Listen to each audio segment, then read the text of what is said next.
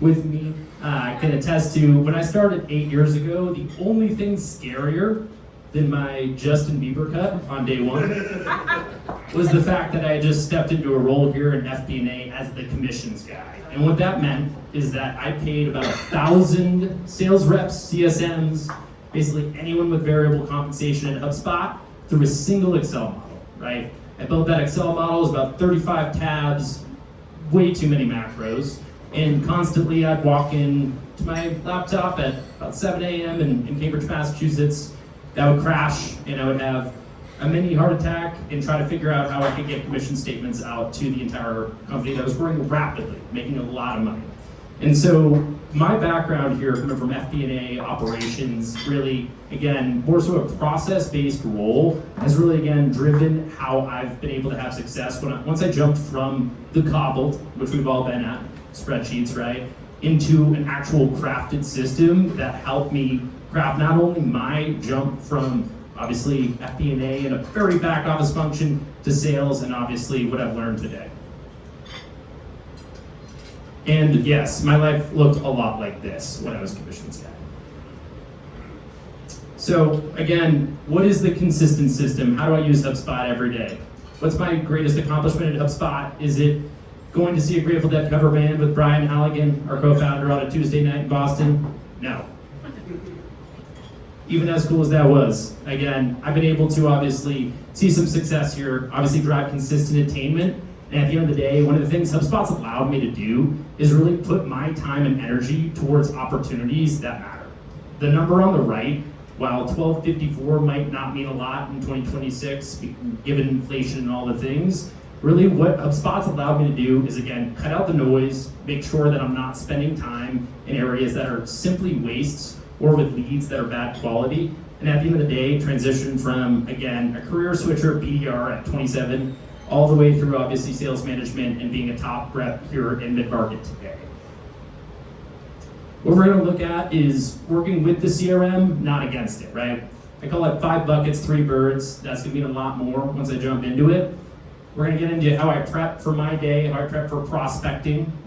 What we do at HubSpot obviously is sell business to business, but I wanna make sure I stop for questions if anyone's D2C, B2C, any other business model here, happy to help translate that. And as we actually go and we execute, how I use, again, all that preparation, HubSpot as my central system of execution to actually prospect and make sure I personalize at scale, right?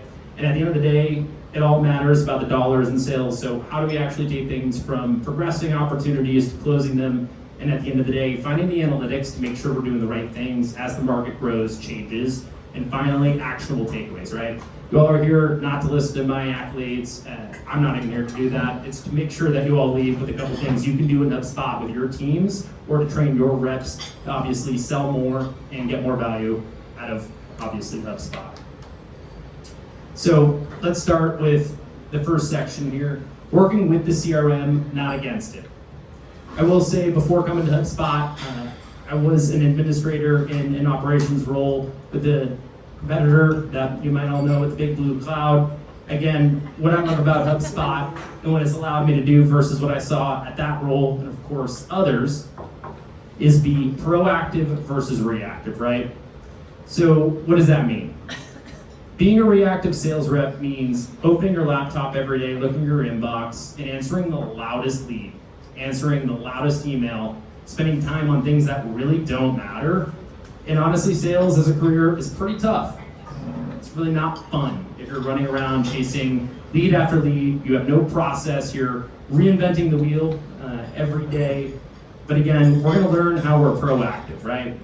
What bucket determines my action, how I start my day, and really how HubSpot enables proactivity in every facet, right? From proactive target account prospecting all the way through how I reach out to a warm inbound lead, which obviously HubSpot has been famous for the past 2 decades plus.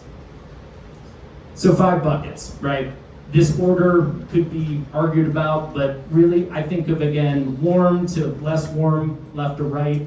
The first bucket, as we call them at HubSpot, high intent, not quality leads, hinkles, right? Folks looking at pricing, looking at, again, content, like a case study, showing signs that they're probably in an active evaluation and really, again, raising their hand or close to raising their hand that, hey, I want to look at your product or your solution. Obviously, this is the classic inbound lead here, and because of this high signal, so many reps that I've either coached, managed, or again, worked alongside spend their day looking for low-hanging fruit. Now, inbound, again, might be unbound these days, all bound, whatever you think, but at the end of the day, these leads have to be worked as quickly as possible, and they are quality in the sense that they are raising their hand, so they have to be worked as quality as possible, right? It's not a one-size-fits-all. It's not the same sequence. It's not the same email. It's not the same, again, workflow for every single inbound lead. We'll talk about that. As we call it here at HubSpot, install base means anyone that's paying your company $1. So again, what does that look like from your customer base, or as we call it, install base? How can you already work with a customer you have, that you have a relationship with, that you've gone through legal, procurement, all of the steps to actually grow that account and retain that account? And then of course, deal progression, right? So folks that you're already speaking to, they might not be raising their hand that day, maybe it was a week ago, a month ago, but the active pipeline that needs a next step, right? And how does HubSpot help us do that proactively, again, with less touches today? And then finally, campaigns and target accounts, right? This is like eating your Wheaties. At the end of the day, you could be a sales rep, live off of inbound leads, your customer base, anything that comes your way, perhaps through the channel, and you could try to live 1, 2, and 3. But that's not gonna work in 2026. And it really hasn't worked for many years. And we're gonna talk about how HubSpot enables us to focus on 4 and 5. While they're more difficult, while they're more cold, we're reaching out to competitive rips, right? We're reaching out to folks that might be using services, software, products similar to ours, but we need to help them change. Or best yet, it's a target account, right? It's our ideal client profile. It's an account that, again, you know as a sales rep, if you're able to get a meeting, if you're able to get them to identify pain, it's gonna be a ton of money, right? And what I want to talk about here is how with HubSpot, we cut everything that's not in these 5 buckets out. Doesn't mean you have to move away and not have that logo in your name if you're an individual contributor. It's not that. You want to teach your sales reps to, again, ignore accounts for any reason other than this, but really the 5 buckets are how you make money. So let's get started in terms of execution. I think every person in this room can agree we all can be a little bit more like Bob every day. So again, I usually listen to some reggae in the morning. I toss on some Bob or perhaps some Steel Pulse, and I get started with my 3 little birds. And what that means is this is a non-negotiable calendar block, and these days it actually lives inside of HubSpot. And what I do is obviously I start with the hard first. You might have heard the term eat the frog. HubSpot makes it easy, right? Target account touches. So we need to make sure before I even answer a quality lead, before I reach out to an active opportunity, before I answer a customer that might want, a smaller upgrade, we need to hit those cold target accounts, and we need to work with resources that we have, right? Like HubSpot's about collaboration. Whether it's collaborating with the BDR, which we'll talk about today, the customer success manager, obviously big shout out to those in the room, and really make sure that we touch the accounts that are going to make us the most amount of opportunity. And then from there, make sure that we can make sure our book of business is really top quality. So what does that mean in terms of how we use tasks, target accounts, notes, and then going through views, sales, obviously custom properties, making sure that every single account that's in your book of business, whether it's, again, paying $1 or more to your business at the time, or it's a net new account, you know what's in there, and that HubSpot makes it easy to obviously find. Then finally, how do we progress things? How do we close things, right? These days, I'm sure if you all, again, in the room are HubSpot customers, the word breeze is not a strange one to you all. What does that mean? How can HubSpot help you do the things that, frankly, I'm sure almost every sales rep hates to do? Send meeting follow-ups, right? Prep for meetings. Make sure that, yes, if you have 15 minutes in terms of a quick block between back-to-back-to-backs, that we can actually execute on all that, and at the end of the day, sell more. So I'll pause here. I want to get some questions in the room. Based on what I've said so far, what resonates, what doesn't? Breeze, it hallucinates. We've turned it off. Tell me more about that. I don't want to be mean, but we hooked up Claude and HubSpot by Claude Breeze and the tech support people from you guys even kind of encouraged us to do that. Sure, and the MCP server works great. We use both. This isn't a HubSpot pitch, right? This is how a HubSpot rep uses HubSpot to sell a lot of HubSpot. So I will be totally honest with you if there's any product gaps. But I'd like to, hopefully, we'd like to see Breeze better because it's right Sure. there. And Like how long ago was that? Was it like a year ago, 18 months No, ago? like 6 weeks ago. 6 weeks ago, okay. In July, beginning of July, we kind of. I would encourage you to turn it back on. And there's more on that later. Well, that's great. MCP server. The word Breeze shouldn't be a stranger, but I appreciate the call out. What else? Please. The 5 buckets, it's, it's an active discussion that we had probably last week with me and my VP in sales, talking through how many of our deals are in pipeline are not gonna go anywhere, and we know that they're not gonna go anywhere, and it's just the noise, and we're trying to reduce the noise from the signal. So that's right on point with the topic that we're actively working on. Absolutely. And I would love to hear what type of strategy are you thinking right now to reduce that noise? Curious if you've done anything in HubSpot, if you've thought any type of lead scoring or anything to help determine what is a quality lead versus not a quality opportunity. We did a tiering approach, so we're going back. We started the tiering approach earlier this year with where we thought our target accounts were, and there were thousands of things in there that needed to be just removed, but it was too much to bite off at one point. So we went through and did active tiering for where we think hit, and everything else that we knew didn't hit, we just marked as a tier 4 so that we could get back to it later. And last week was okay, now we're at age 2, it's later, and that's coming around for us. Well, this is probably a question for both of you. Is prospecting agent going to be a part of your discussion? No. Okay. I am the prospecting agent. Alright. Great call out though, great product, of course. But I love the tier 1, 2, 3 and keeping tier 4. I'd say back to my buckets, right? Literally anything anything outside of those buckets is tier 4, right? And to your point, it's really hard, especially because in this world, there's so much data, there's so much that can be there. Again, we'll get into obviously my strategy, but I love that we're keeping everything tier 4. We still want that there because maybe it turns into a tier 3 or tier 2 later on. But I think reducing noise for sales reps is one of the most important things you can do to enable your revenue engine. Yes, please. So, a question for both of you. So, for the tier 4, are you saying that they are actual good people that want to buy, but they don't fit those? I guess my question is, are those people that really should just be nurtured by marketing, or are they actually red active buyers? Where is the cutoff? Yeah, so I think about my own business, right? Outside of marketing in a way, I'd say marketing is obviously influencing 1, 2, sometimes even 4 or 5, depending on, is this someone, in my case, subscribed to HubSpot newsletters? Are they actively on HubSpot's website? It really depends. I'd say tier 4 to me is someone as a sales rep I never want to think about. I don't even want to look at that record because 10 seconds on that record is 10 seconds I could be reaching out to another account or writing a follow-up email or obviously asking Breeze why my deal won't close. Right. So I'd say tier 4 is really we don't want to delete that record. We can leave it in the database, but it should be hidden, out of sight, out of mind. So if anybody's working it, it might be marketing or just nothing. I mean, it's Totally. nothing. Okay, that's what I wanted. So that's a great division line. We might want to find out right now who in the room is sales versus marketing. Yeah, I love it. Quick show of hands. That's a great question. Who here is a direct seller? Or run sales. I love it. Or sales manager, sales leadership. Love it. Who in the room is marketing? Love it. Dustin, I love you. You raised your hand twice. Who in the room is RevOps, admin, service? I love it. I love it.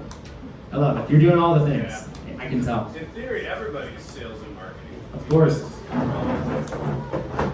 And I think that's a great point. At the end of the day, how we think about today, I want the questions to come in. Obviously, I'm sitting in this role, I've done other roles. So part of obviously how I think about this and how I go about it is my story, but let's translate it to yours. Great questions. And to show some examples, right? let me jump in here. Alrighty, so what do I mean by target account touches? Again, those cold, eat the frog targets. How do I work with my BDR? We'll give an example here. So every morning when I walk in the door, let's start with the end, and then obviously we'll take it back to the beginning. I have between 5 and 7 tasks to touch an account that I know is going to be a large opportunity. Again, you all can identify like what a large opportunity for you is. Maybe it's based on ACV, annual contract value. Maybe it's based on, again, an overall relationship from a manufacturing perspective of continuous manufacturing. But at the end of the day, this is going to get me basically every month, if I was to close one of these target accounts, probably between 30 and 50% of my number. Or on a quarterly level, if I was to close one of these target accounts, probably a quarter of my quarterly number, and then obviously grow from there. So again, even though I'm only touching 5 to 10 of these, it's really important that we work them deeply, and it's really important that we multi-thread on our side, as we'll certainly be multi-threading on theirs. So, as again, I showed the next view, and I love this, calling out tier 3, or excuse me, tier 4. I use target accounts in HubSpot to map out everything. For these folks, for example, I have about 67 target accounts that I've identified. About, again, 18 of those have turned into opportunities. I have some active opportunities with those. And these are the folks that like I care about more than 3 roles. I care about maybe 9, 10. I'm in mid-market here at HubSpot, so selling to 250 employee, 500 employee accounts at this point. And what I'm going to do with these target accounts is go far deeper. Maybe it's again use HubSpot to enrich some data here. As you'll see in just a second, maybe it's jumping on their LinkedIn Sales Navigator and figuring out if they might have lived in a place I did or support a sports team that I might support, right? That's the level of detail. We won't get creepy and ask where their kids are going to school or anything weird like that, but at the end of the day, we need to know if these folks sniff something about your company. The minute that they post something on LinkedIn that sounds like a problem that your product or your company can solve for, we need myself, my BDR, my sales manager, connecting with them, reaching out, and really sending them something that's personal, authentic, and obviously looks, feels, and most likely is written by a human. So how do I, again, turn a task into a target account view into, obviously, action? You'll see this here. You might know it as a snippet or a note in HubSpot. We'll get to the 3x3x3 here in just a little bit. I have an absolute rock star BDR. Unfortunately, she's out in Ohio. She couldn't make the flight out. But I will tag Carly, right? And I'm thinking about 3 things when I tag her. Luckily, HubSpot allows me to do the same thing every time. Repeatable, right? No thought. What's the strategic priority of each of these points of contact? For example, strategic growth and development. They care about expanding market reach, right? Reducing cost of acquisition and advancing value-based care. Now, how do we turn that into pain? They probably, again, in this healthcare target opportunity are thinking about disconnected analytics between marketing campaigns, bookings, and of course, patient referral volume. We don't want to go to the hook, but for example, if I'm working with a BDR of mine, and Carly in particular, she's really sharp, so she's probably going to get an objection that I can help her handle. So HubSpot allows me to use, again, a note, a snippet, and basically on every single target account at minimum, we have, again, 3 main points of contact. Like I said, the minute they do anything that looks, feels, seems, or looks like HubSpot can solve for, we have outreach going out. We have, again, personalization going out. We have a free coffee gift card going out to them the minute they post about the fact that they dropped their Starbucks on the ground that morning. That is, again, how HubSpot helps put all of our signals together. But again, it's as simple as a note and a snippet that every time that I might be on a call, and obviously in the middle of a demo, perhaps Dustin and I are walking a charter school through a use case, right, of HubSpot, my BDR can pick up what I have down here for the account plan and run with it, right? And while almost any CRM can do that, I highly doubt any other CRM that we're talking about here can do that proactively, as quick, easy, and executable as obviously what we do here in HubSpot. So once again, I touch my target accounts. The next part is, of course, my book of business. And at HubSpot, just for some context, I get about 400 net new logos, and I manage about 250 customers. So that's a pretty big book of business, right? But it's a bit like Hunger Games. At HubSpot, I can only have 400 net new logos. So what happens if I'm actually rotating the lead and I go to 401? How do I make the decision, right? In HubSpot, And again, we're talking 6 years ago, right? This process hasn't changed. What's changed is obviously how easy it is to do. Every single account, if you can see, it might be a little difficult on the top right, has a next step that has my tag and pertinent information, right? Back in the day, this was all handwritten. These days, it's a lot more automated. But the reason I do this before I even reach out to any lead, any pricing page view in our case, any active potential convert or any sign of warmth, is because I don't even want to look or touch or reach out to a lead that means nothing to me. You'll see again, if it's visible, HubSpot fit score is 1 up top, obviously 7 down the bottom. Before I even looked at that, I've looked at their LinkedIn Sales Navigator, I've looked at HubSpot enrichment, and I've quickly already tagged that to know that account literally will never be reached out to unless they raise their hand and say, I want to purchase this SKU for HubSpot. And will most likely be out of my book of business within 7 days, right? We want to rate, research, and tag all new companies because where I see reps spend the most amount of really wasted time is trying to figure out if or if not they should reach out to a lead, right? Not even what should I say, but is this even an account that's in our ICP? Could it be someone that completely came by chance and downloaded an ebook and has no, obviously, revenue opportunity? So we want to rate that, and then we want to jump in. What I will also call out here is, if it is a good fit, and I don't know if you can see this, but I'll walk through it visually, we don't want to just send the same sequence, as we call it in HubSpot world, the same follow-up email, right? We don't want, no offense to our marketers in the room, marketing to send the same, obviously, generic email to this individual. For example, I love LinkedIn Sales Navigator. The integration with HubSpot is amazing. The minute I pull up someone's record, I've already rated it, right? So I know it's quality. In this case, this was a VP of Commercial Operations. I saw they're from Franklin, Massachusetts. I happen to be from the Metro West myself.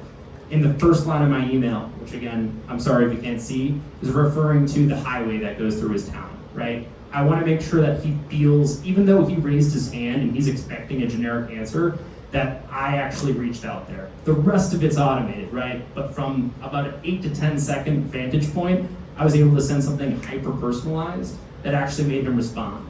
And then this up here, he responded and told me exactly what he needs. Yes, he did request a demo, but would he have booked time? Would it have taken me 3, 5, 10, 7, maybe 13 calls, emails, generic sequences out there? No. He responded within 40 minutes, told me exactly what he wants, and we're in an active sales process today that frankly has been expedited from the fact that we were able to meet that day, and I was able to immediately know exactly what he's looking for versus playing the game of cat and mouse, right? It all came from the fact that we jumped on the call and he said, I can't believe you knew what 495 was. Question? So, when you were saying that you can go out to Sales Nav and all of that stuff, are you actually doing that, or is some of that automated and is it constantly looking for you and then giving you the information so you can find out that he's from Franklin, Massachusetts? Like, how much of this is you taking the time to do this research, and how much of it can you build to automate the research? Yeah, so 6 years ago, it probably would have taken me 5 minutes. Yeah. These days, HubSpot's backfilling 80 to 90% of that. Okay. Franklin, Massachusetts, I can see here on the screen, so that's how I was quick with the trigger in this case. Yeah. But what I would say is so much of what I would have gone on a website for, LinkedIn Sales Navigator, perhaps tried to open up an enrichment source, which will not be named, that would crash 4 times. A lot of it lives in HubSpot.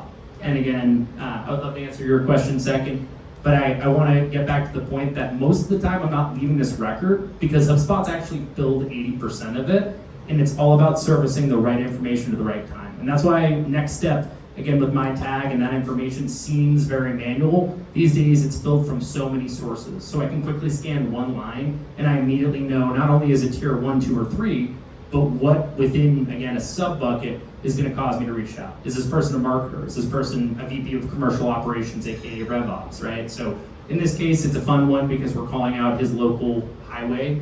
But at the end of the day, I would say what's changed my process is just the fact that it goes from, again, 10, 15 minutes of research down to about 20 seconds most of the time. You, sir. In your case, you're referring to book of businesses in your territory, correct? My accounts within the Your territory. account. So these are not existing customers that you're servicing. No, we have about, in my case, think about it, 2/3 net new logos, 1/3 customers. Because our world book of business belongs to our customer success reps because they're existing customers. So that terminology. What you're sharing here, so is the integration with Salesforce Navigator? LinkedIn. Sorry. We don't say those words. It's a four-letter word, sir. Sorry. No, he just talked about this. We're trying to jettison that company, but is that using their new MCP server integration, or is this a built-in integration you guys already have? Nope, this has been since the first day I sold at HubSpot. Okay, right. So it's LinkedIn Sales Navigator. This is showing up on a contact record. As we'll look at, this also would show up on a company record. And it is single-handedly, no matter where we are with AI automation, the most useful integration I've found at HubSpot. And speaking of CSMs, we have one in the room here. We also, again, work collaboratively, right? And just as we were looking on the last page, book of business might mean that the minute, obviously, I am getting a new customer, we collaborate, and I might leave her a note with the same 3x3 message, but it might be an upgrade opportunity. And these days, again, I do implore, Breeze has gotten, especially Breeze Assistant has gotten very good at this. Creating that 3x3 is something that I would typically do manually. These days, Breeze will pop it out in about 10 seconds. We're enriching not with LinkedIn, but we're using 2 other sources in their MCP servers the same way you just described it. And yeah, that would be great if we could also get Breeze involved in it. Absolutely, and I think they all have a place, right? They all do something very well. And what I love about HubSpot is obviously you could have a property, right, that's influenced by multiple integration sources, or in this case, obviously not only multiple integration sources, but just as HubSpot tells me, that might be a 1 out of 10 or that might be a 7 out of 10. The one thing I'll mention is, like, at the end of the day, we're all humans. AI has not replaced us. And the reason why I validate and still have that next step field is the amount of 1 out of 10s. And again, no shame to HubSpot for doing this, because at the end of the day, no technology is perfect. The amount of 1 out of 10s I've closed for a large deal is in the dozens, right? There's always going to be room for error. And I think it's all about giving the context to your reps to make the decision. That's why they're getting paid what they do. That's why they're obviously in the roles they're in. It's all about getting all that context and being able to make those split-second decisions without having to linger for 5, 10, 15 minutes. Great questions. After you close that deal of a 1 out of 10 that it scored, are you able to go back and teach it what was right and why that should have been 7? Yeah, so I would say with AI these days it's a lot easier. Back in the day it was probably hitting up our marketing team and being like, what happened here? But I would say these days, especially with whether it's Claude, Breeze, Glean, Gemini, and or OpenAI, right now AI is really good if you obviously are telling it, hey, I really liked this in terms of the response, but here's where you missed. And I think the CEO of Anthropic actually had a talk about this last week. He mentioned thanking AI for doing their job. It's not just about being like, hey, you absolutely crushed it. It's about saying, hey, you did this really well, you didn't do that really well. That's, I think, the big difference between LLMs right now is if I was to close that 1 out of 10, these days, whether it's HubSpot, Clay, again, a combination of Anthropic and or ChatGPT, there's going to be the opportunity for it to actually learn from that mistake versus a human having to go in and obviously update the algorithm, the conditional logic, and the like. Great question. What else so far? Awesome. We'll go to little bird number 3 to round us out. So, sales workspace, Breeze Assistant, smart deal progression. Like, how do I, again, get to the point where I'm actually speaking with live humans? Because number 1, like I said, we're coming in, we're touching target accounts outside of the rare time that a CEO at a target account's picking up their phone at 8:30 in the morning.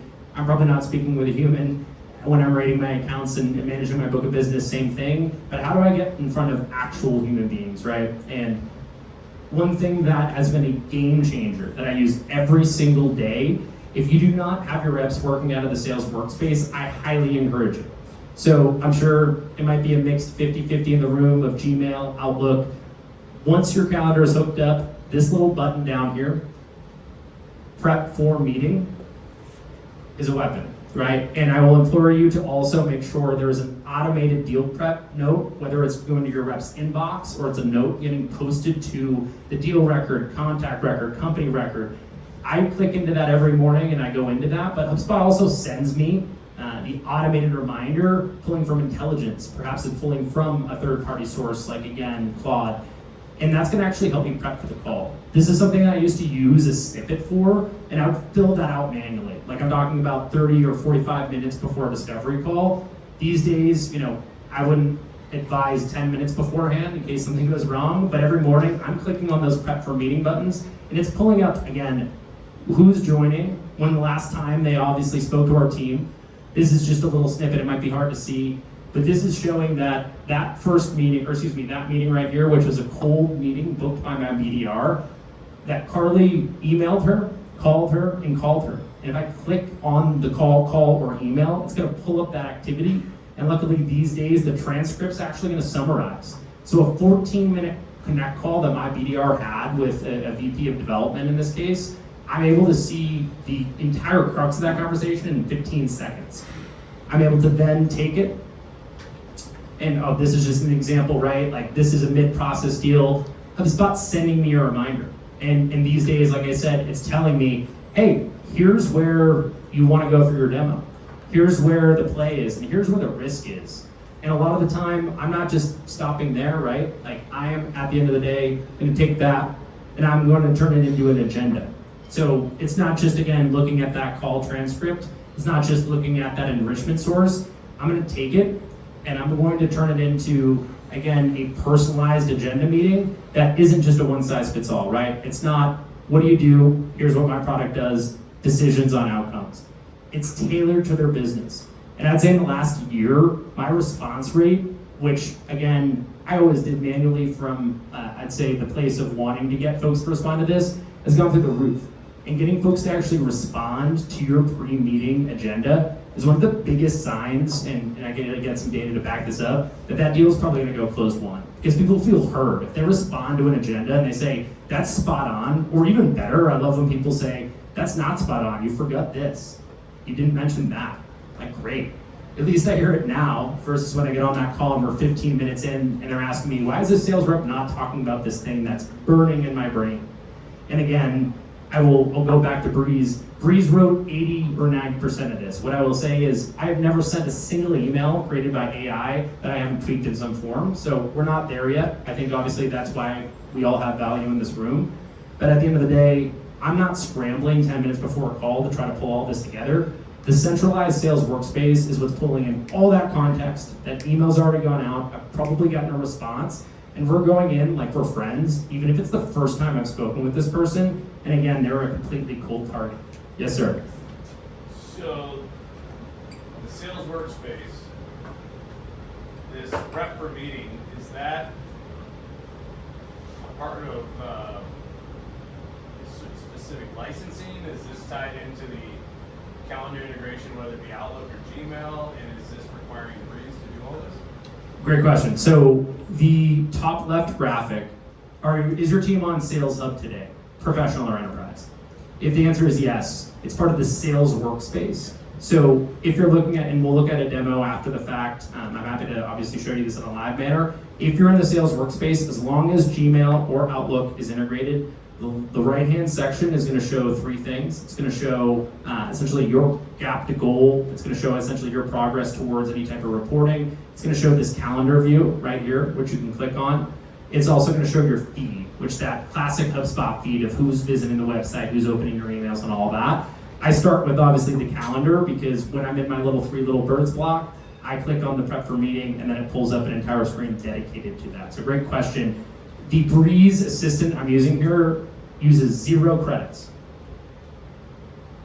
Hope everyone's happy with that. In this world of tokens, credits, and obviously cost, Breeze Assistant did all that for $0. Obviously, once you have the base level Sales Hub subscription. So once I clicked on Prep for Meeting, I asked Breeze Assistant, write me an upfront contract-based email with 3 bullet points of the most relevant and obviously hard-hitting proposed agenda points, and let me edit that before I send it out. So again, combination of Sales Workspace and the Breeze Assistant. Great question. What else? Clearly, you have the advantage of a sales enablement team inside of HubSpot. Sure. No, I mean, it's out of the box. I'm happy to show you that in demo board. Does this apply to leads and contacts?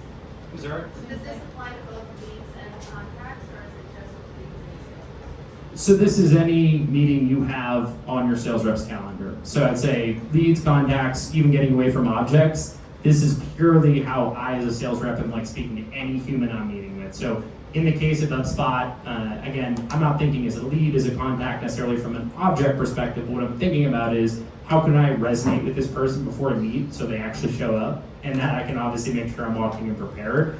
Great question, but what I'd say is, again, this is out of the box. As soon as you get that integration pulled, HubSpot will start reading your meetings and any contacts with that contact. Leads are great, but I'd say the contact record is where everything gets pulled from, as well as obviously the company record. Really good question. What else?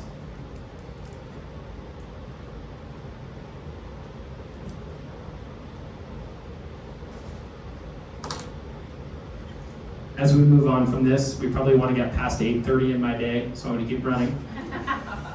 As we go to prep, right? A couple of the same names. The LinkedIn Sales Navigator plugin, HubSpot Intelligence, the 3x3 note, right? So when I'm talking about LinkedIn Sales Nav, yes, this is an integration.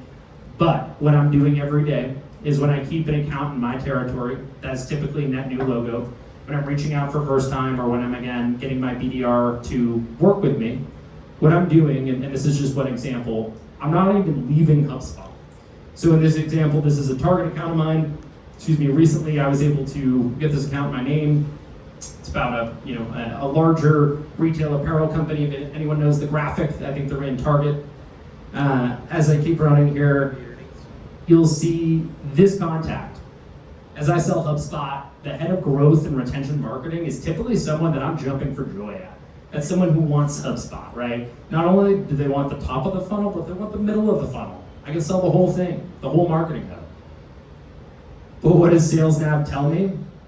That person's not even there. And I'm sorry that this is a little bit blurry, but the minute I went from account to that person's contact record in HubSpot. So again, this is the Sales Nav plugin on the company record. This is the top left corner on his contact record. And as soon as I looked at their Sales Nav record, it's difficult to see, but instead of marketing growth at redacted target account, they're actually VP of marketing and digital at another account. So before I put my 10 seconds into Breeze and try to write a really hyper-personalized email or sequence, or for all of you, before I hurt my domain authority and send, again, a bunch of outbound emails to somebody, I already know that this guy actually should be DQ'd. He might be, again, a former employee at one of my target accounts. Within 10 seconds, I realized I can save my time and go to someone else. He might have been great to reach out to 9 months ago, but not now. What do you do? We keep running into this. So what do you do when you find that out? Like, what do you do in HubSpot? Yeah. So similar to accounts have our ratings high, medium, low. I think that's a standard property in HubSpot. What I would do is rate them a low. So that if there's any conflicting things that I see that title, or again, we're trying to run a mass prospecting sequence, I know that there's a low contact that has this really good title, and I know if James Falconi rated it low, again, in my book of business, means he's no longer there. Or an age-old one is, instead of adding growth, retention marketing, you take that title away and you say, do not work here. There's a bunch of manual workarounds. Obviously, there's a lot of really cool automated ways we could do this, but when I'm managing my own book of business, it's whatever the quickest way, and typically, again, I use that like low rating on the contact. If I have a high-rated company with a low-rated account with a good title, like I said, I never think about them because I know there's something wrong with that approach. Great question. What else?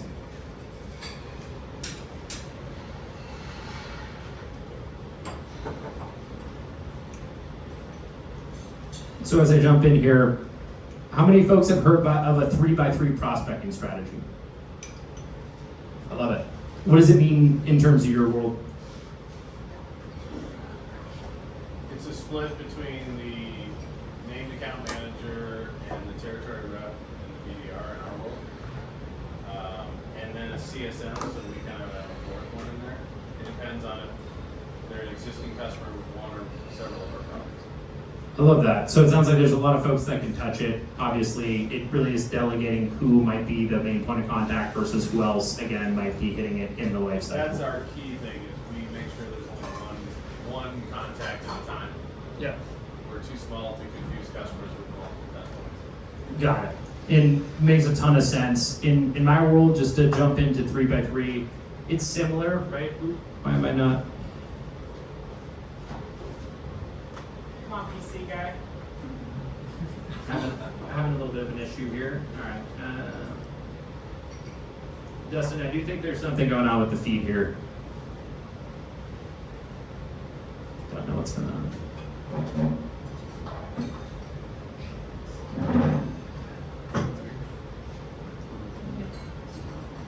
See, it says it's mirroring, but it's definitely not.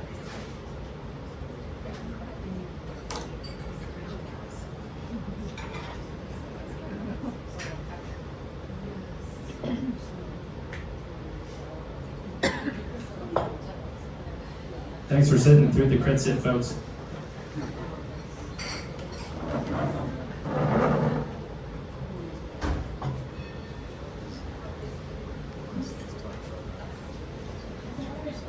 And please do, if you're famished, grab some more food, or even better yet, a beverage in the back right corner. I love it. So, to your point on 3x3, in my world, I'm typically working either with my BDR, one of my sales specialists, or my CSM on an account growth plan. We're going to use the example of a net new target account, right? So we care about 3 people, 3 signals, and 3 angles. In my role at HubSpot, and this could be completely different for your business, right? I care about the 3 right people, meaning 3 right people at that account. I care who the decision maker is.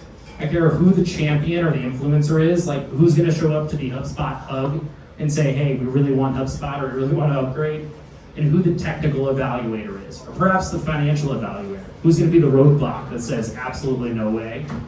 I care about 3 signals, and again, these might change slightly year over year, day over day, or even account over account, but I care about job changes and new hires. If any of you that, again, love working at a HubSpot, go to a new company, I care about that. I want to make sure we send you a free coffee, we roll out the red carpet, and I understand what is the process to get HubSpot in your business. How can we get you off of Pardot? Because I know you're already thinking it. And as we again get to the other relevant signals here, what's a recent post or an engagement, right? Like, did they say something on LinkedIn that sounds like a problem we can solve? That's the best. Is when people are vulnerable, even though LinkedIn, again, take or leave it, can be vulnerable or not vulnerable, they're telling you something about their business that you can again use as a real personalization. Not where you went to high school, not where you went to college, not what, again, highway runs through your hometown. But again, how we can solve something that you're thinking about that day, or again, how we can look at a tech stack or competitive flag to say, man, that 7-year Dynamics contract's up, thank God. Let's get you off that. We have 3 outreach angles, right? Why is it a strategic priority like we looked at last time? What's the core pain? What's keeping you up at night? And at the end of the day, what's the value hook? In this case, again, similar. This was a Breeze assistant-based snippet that I automatically snapped on, obviously, this target account. Or, even better yet, for those of you who use Teams or Slack, connecting that, making sure that even if, again, the note hits, it's going right to your CSM or your BDR, or again, your sales specialist's message box to know that these are exactly who we want to reach out to, and here's a link to do that. So I'm, again, making sure that HubSpot has, whether it be the old school snippet, a new school Breeze assistant, or even, again, a custom agent, that at the end of the day, we're doing that in an automated manner. In BDR alignment, or CSM alignment, or a sales specialist alignment is key, right? This is just for fun, but I got a couple of my former BDRs to remind me why I'm here today speaking to you all. And again, getting as quickly as possible to collaborative rips, multi-hub deals, or in your world, larger product sales, or again, re-engage folks that might have been so close to buying but haven't, is key. And then of course, making sure that we are constantly collaborating. HubSpot is taking us away from spreadsheets or cobbled systems. It's making marketing and sales talk to each other. Pre-sales and sales talk to one another. Sales and customer success or onboarding talk to one another. So again, staying aligned is at the really core ethos of what this platform is about, and that's what we want to do. So how do we actually execute, right? It's been a lot about planning. I will be totally honest with you, I sequence every single person I reach out to ever. So for everyone in this room that uses HubSpot, you probably think of sequences, right? How many people have sent a sequence, Their sales team has sent a sequence, know what a sequence is, show of hands. How many people in this room have received a bad sequence? That looks like something redacted, or again, first name, last name, or again, a personalization token that just isn't there. Again, a lot of the time, sequence is a 4-letter word to sales folks. Maybe not sales folks, but folks receiving them, right? We don't want to use sequences in the case of obviously generalization, or again, anything that's going to be noise in someone's inbox. We want to use it as a manner of process. So every single person I reach out to, whether it's 2 touches, 12 touches, 24 touches, is sequence, right? But that doesn't mean that they all receive the same message. Now, I think this joke would be a lot better if you could read what I'm talking about here. But in the case that I reached out to actually a target account here in Denver, I let him know, hey, I know when you moved out from Massachusetts, you probably really miss seafood. I know that Zoho might taste like frozen prawn, and that's what you're using today, but I want to get you on the mass-built lobster. And for any that didn't grow up in the Northeast, Massachusetts, Maine, lobster, again, a big heart sign there. That got a response in 30 minutes or less from a CEO that had been reached out to 50 times in 5 years, hadn't received a single response. The reason we did that and the reason the sequence worked is if he didn't respond to that email, again, steps 2 through 12 would have been just as personalized. So I use sequences because the way our brains work is once you're looking at an account, once you're looking at someone like this, again, a CEO of a target account of mine that I share something in common with, I want to use all my brain power in that 5 minutes to load in everything I have to do for the next month. For the next 30 days, I want to wake up and before my brain turns on here at 7 a.m., I want that sequence to tell me, send him a LinkedIn message that sounds exactly like this. Or I want to have an email going out that I don't even know is going out that was a genius stroke of, again, credibility in writing, when, again, I am just enrolling in one time. Please. So is that like when you were talking about your tasks every morning, that's like usually form sequences, then those are being implemented? Very rarely, outside of active opportunities, it's a great question. I am sequencing everything, so I would show up and all of my tasks are already there. Okay. I even sequence active deals because again, putting a manual task and even the time it takes to like set what day that is, let's say you want to reach out every 3 days to a deal, it's going to be, again, timed every single time you do it. So why not use the tool in HubSpot, at least that I have control over, to do that? How would you think of doing that in your world?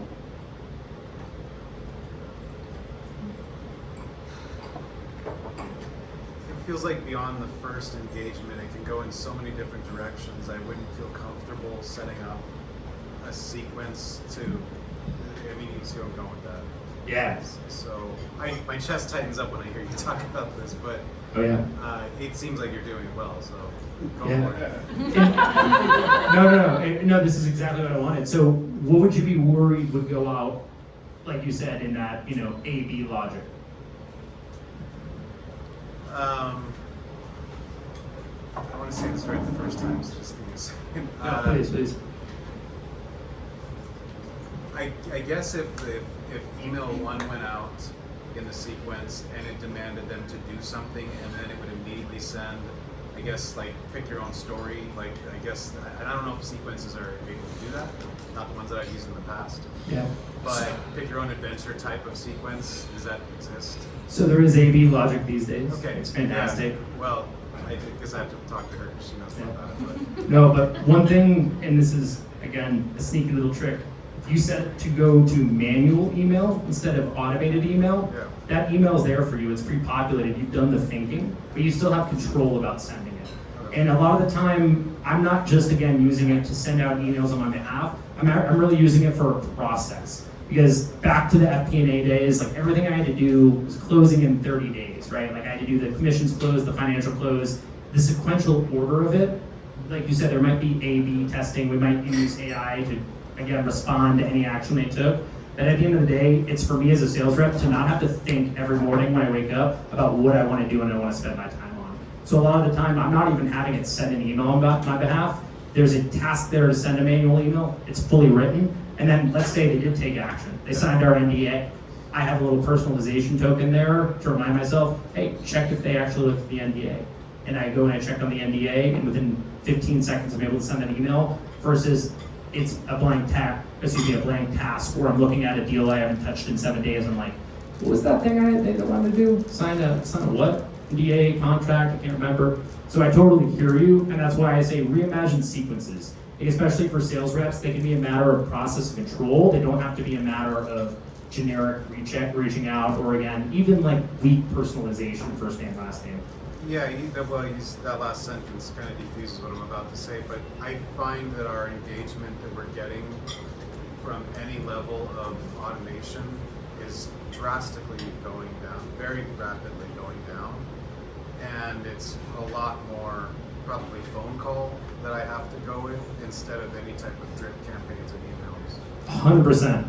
I love picking up the phone, and I actually weirdly don't have anything about obviously calling at HubSpot, but what I'll go back to, I don't know if you can see this. My BDR Carly's a rock star. She's gonna go to President's Club this year, no doubt.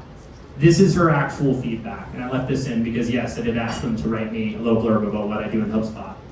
Most of her meetings are coming from my capacity. It's not because I'm awesome, it's because I use HubSpot to give her those 3x3 notes, and she calls on the folks that I'm emailing.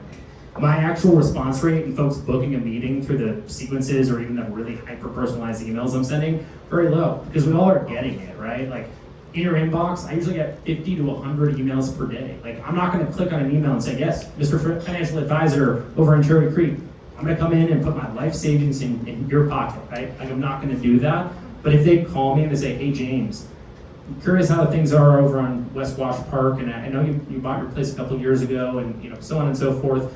It's about teeing up folks to obviously have human interaction, and that's how I try to use sequences, is enabling personal and authentic interaction versus, like you said, that generic, easy to cancel out noise, just like I cancel out my buckets. So again, it might seem simple, but it's all about like empowering folks like Carly who have the time to pick up the phone when I don't. Great point. What else?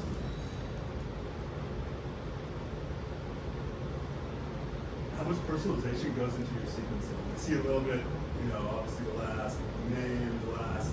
But do you do any other like personalized sequencing or personalization in your sequencing? Absolutely. So in this case, like I obviously pulled from a personal anecdote on the right, but these days, what I'll do is that combination of LinkedIn Sales Navigator, which tells me a lot about who I'm reaching out to, and a lot of the time, their blurb, their About Me section, or their description of their role, I will copy and paste a screenshot of that, put it into Breeze Assistant, and ask them, based on this person's job description, what's the number one thing they're struggling with?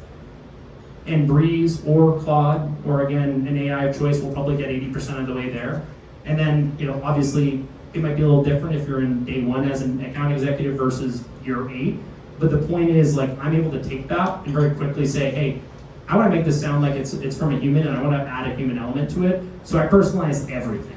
This, again, doesn't ever go out to the client. It reminds me what the framework is.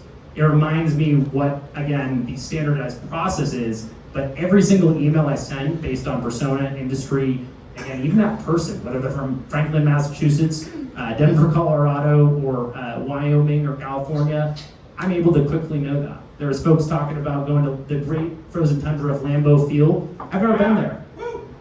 But these days, AI can probably tell me when, again, the marquee moments in Lambeau Field were, and probably get someone to open my email, because I can become an expert on Lambeau Field enough for them to open my email and look like I did all this research in probably 10 to 15 seconds. Like back in the day, I would have been on Wikipedia for 15 minutes trying to figure that out. These days, there's a lot of shortcuts, right? So it's a great question on personalization. This is never going out. This sequence was this email. There's almost no words that are the same, right? And again, even with these days with HubSpot, tell the tone change, right? If you can tell someone's funny based on their LinkedIn, write a humorous email. If you can tell someone's pretty serious, we're talking about buzzwords and acronyms. Like, it really depends on that persona. And I use AI all the time, not just to say, hey, tell me about this business process. I actually ask it, psychoanalyze this person. What do you think they care about? Oh, they have a bunch of cats in their LinkedIn picture. Easy one, right? But at the end of the day, we can use AI for so many different things, and I love using it for psychoanalysis for personalization versus just trying to create, again, a business buzzwordy, KPI metric-based email that'll go in the trash like the other 49. So again, this talks about what I was literally just talking about.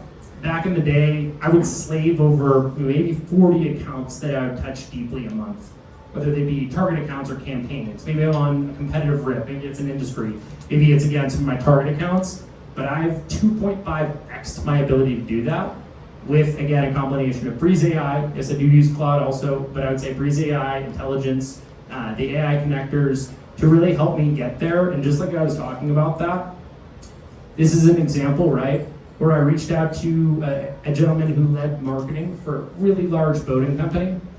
And as you see here, perhaps it's sophisticated AI, or maybe you're just that good, I don't know. It was AI, right? It was AI with a little bit of ingenuity to get him to respond to this. And then coming into that meeting, basically with Breeze AI, being able to prep for that meeting, understand his specific pain points as a B2B2C model, a distributor model, working with, again, VARs and distributors in an industry that, I don't know, I've never owned a boat. Wish I did. I live in Denver, it's pretty dry, unfortunately. But at the end of the day, we went from a 2 to 3% chance when he hopped on the discovery call to 50% by the end of the call, thanks to what Breeze prepped me and Claude prepped me for. And by the end of that month, from a April 2nd cold email, we had closed one deal over my average selling price, right?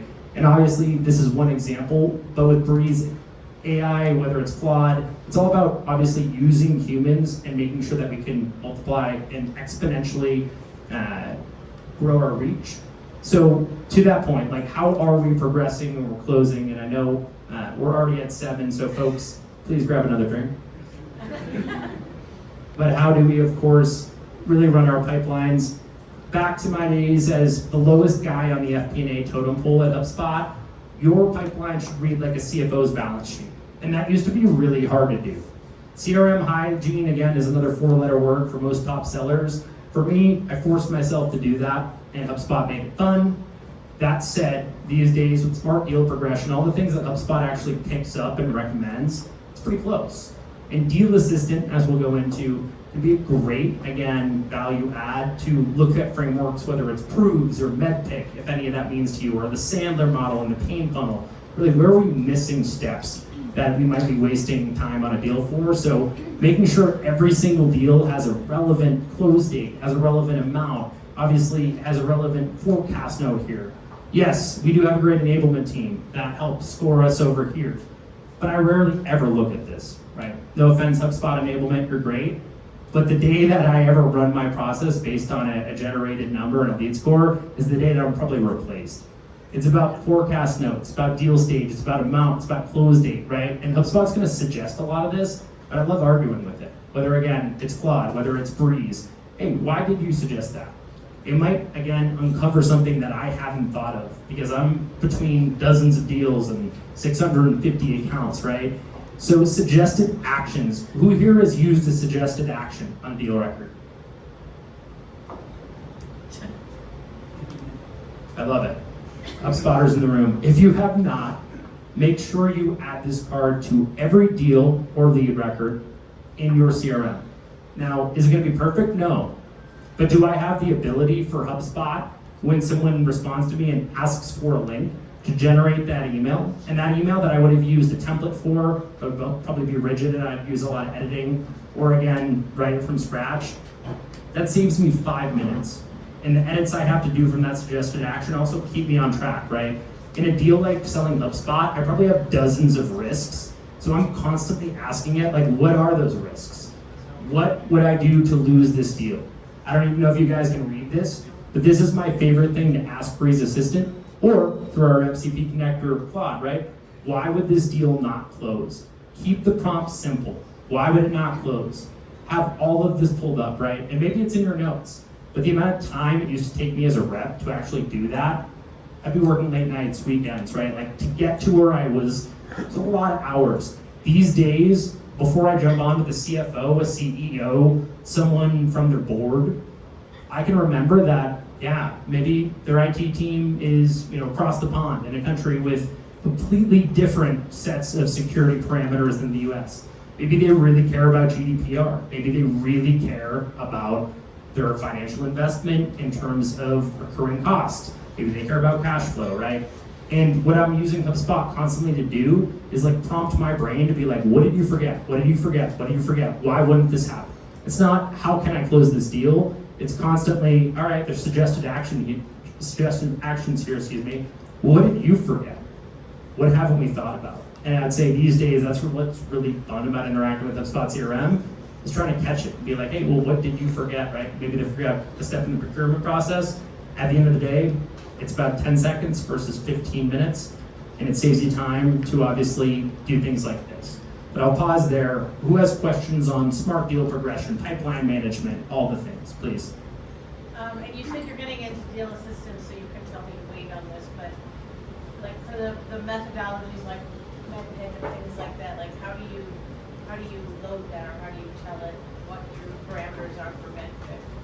Yeah, so it knows MedPick these days. Yeah, but like, what for your particular business meets the criteria for each of those things? Well, that's a great question. So these days, I would say the more you train it, the more it's going to know on your business. So, for example, the reason I do stuff like this and put in forecast notes, the reason I actually these days accept suggestions of HubSpot to fill things in, or I look at intelligence, is like any AI tool, again, whether you're using MCP, you're using Breeze, really at the end of the day, it's all about context.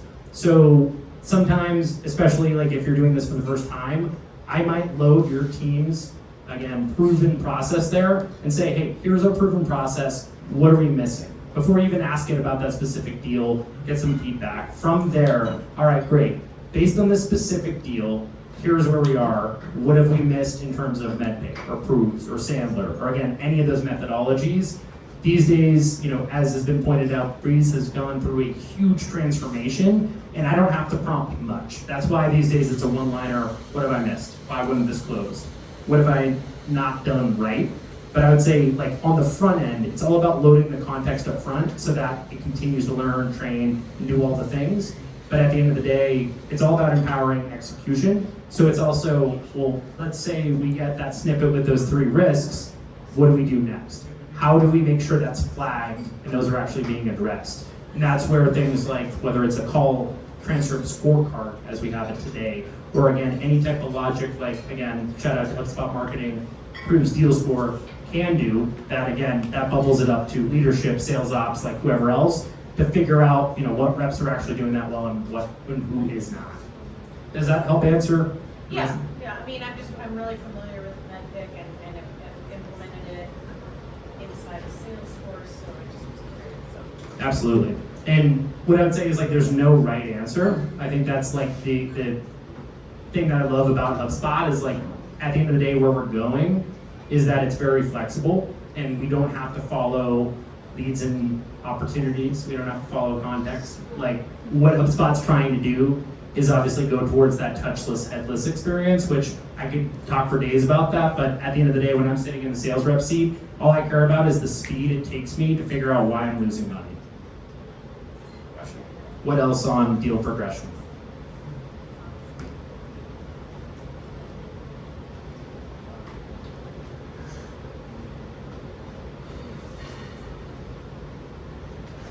We're feeling pretty good. All this time back, right? Like, what am I doing? Am I walking my dog? Am I going out skiing? When hopefully we get a bunch of powder days this winter.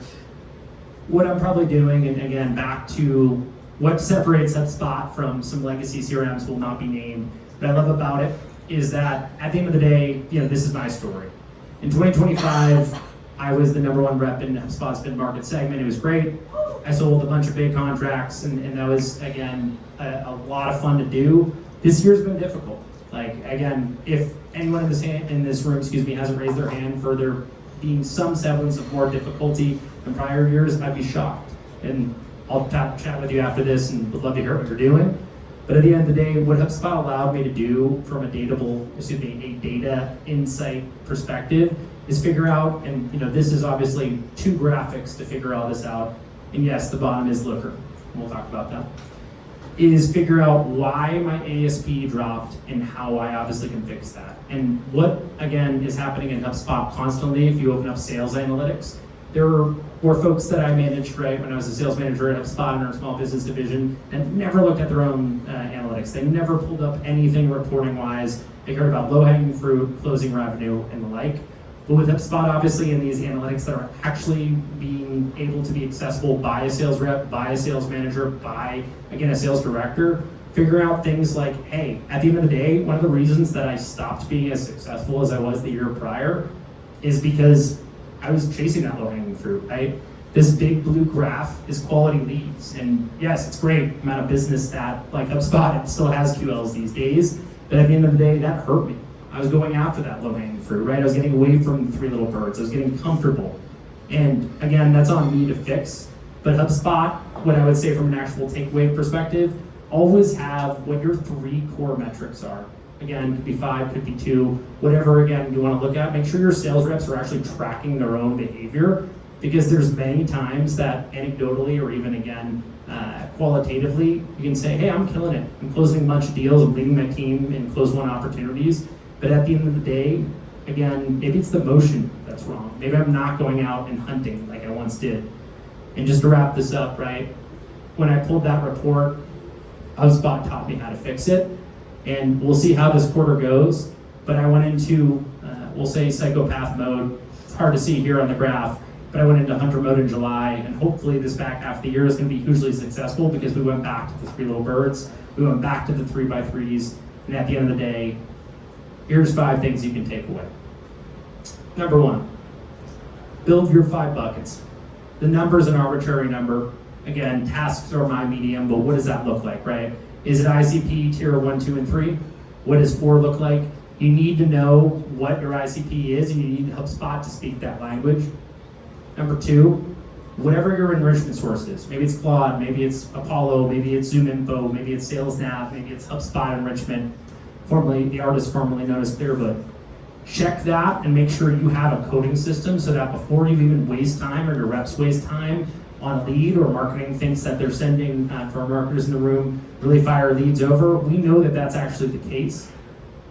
And then of course, my medium is sequences, but how can we automate process? Like, how can we do it at scale to not lose personalization or human authenticity? In my case, if it's not in the sequence, it didn't happen.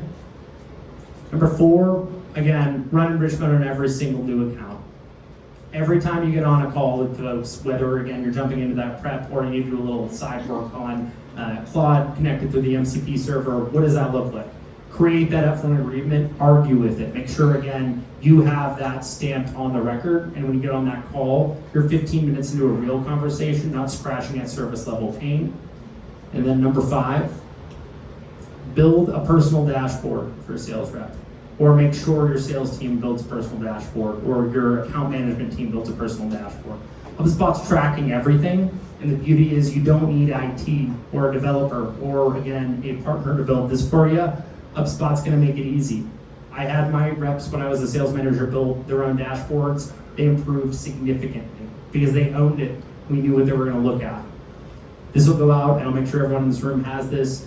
But again, make sure you know what your personal metrics look like. And then the bonus takeaway, big plug. If folks haven't seen what's gone on with the HubSpot mobile app in the last 12 days, re-download it, log in. I had a prospect recently come to me in July and say, hey, I want to be able to pull up my phone and address HubSpot as Donna, and to have Donna completely manage my entire day. Literally, HubSpot launched that. I've never been so stoked that HubSpot product did that, and again, maybe they didn't name it Donna, but literally these days, I pull up my HubSpot mobile app, and when I'm going and cooking dinner, as Sophia knows, when I'm making carbonara, and I'm about to obviously take the noodles and throw them into the pan, and I think, hey, I forgot to follow up with this person. I literally pull out HubSpot and I say, create a task tomorrow to hit the CFO of this company and tell them about this. HubSpot will literally create that for you these days. Do you tell them about your carbonara? Hopefully. If it's a closed one carbonara, it depends on how the noodles come out. Falconi! Hey, how are you? But I would highly recommend, if you don't know, the HubSpot mobile app is dangerous. Whether you're inside sales, outside sales, a hybrid of the two, it's really helpful to know that someone from your CRM is calling you versus mom, dad, aunt, great aunt, or whoever. And again, these days, HubSpot's mobile app with Breeze is pretty freaking awesome. what I'll say for final words, and this might seem like a humble brag, but we'll get to the punchline. The best feedback I ever got was from my sales manager who said, you prospect like a tenured BDR, you run discovery like Sandler himself, you manage deals like a top enterprise account executive, and you treat your customers like the best CSM will have. Obviously not as good as you, but jokes aside, he was gassing me up on workday. That said, I'm still the commissions guy, right? I had no idea how to sell. I was in the bottom of the totem pole in the FP&A team, a scared guy jumping into a career change into BDR. Like HubSpot allowed me to put that dream in, and I know it sounds corny because I sell this product, but I don't think I'd be standing in front of you today without what HubSpot's allowed me to do in the process there. So again, really appreciate it. Think about what your most manual process is, whether you're a marketer, seller, RevOps person. I guarantee, or as I say up here, I bet the house HubSpot can help. Thanks so much for your time, folks. James Falconi, appreciate it. Good job to Preston and Alex and CH.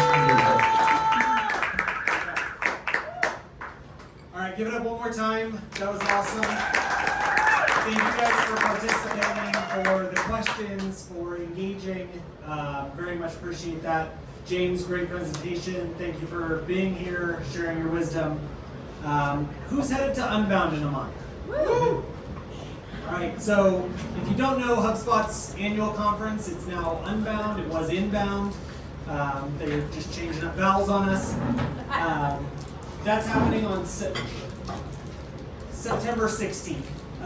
Sorry, I have Partner Day. There's a lot of dates going on with that.